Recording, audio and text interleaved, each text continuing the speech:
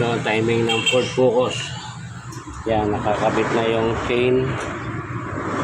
So, yung cam load. Yan, dapat nakauno. Pero nakauno, itong special tools, yan, dapat yan. Para hindi gumalaw itong camshaft. Itong exhaust intake, yan, nakapit yan. Ito naman, walang marking yan. Ang pagbabasyan mo yung doon sa itong flat bar. Ito. Walang ano yan, marking dito, walang marking dito. Tapos doon sa sikunyal, wala ding kunya yan. Yan, may dalawang itim dyan. Pero hindi nakatapat yan dahil wala namang marking. Ang pagbasyan natin ito,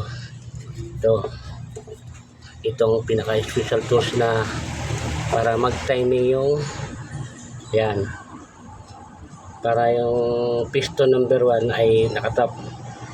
Yan, lagyan natin itong yan, special tools sa sikunyal. Iikot ko yung sikunyal. Yan o, ayan o, yun, nagkanto doon sa dulo. Yun, yun ang lock niya. Nakataptid yung piston number 1. So, yan, naka-timing na yan.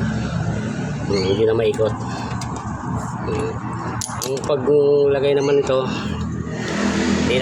nakabit na yung cover. Dapat itong bolt ng sikunyal ay mahigpit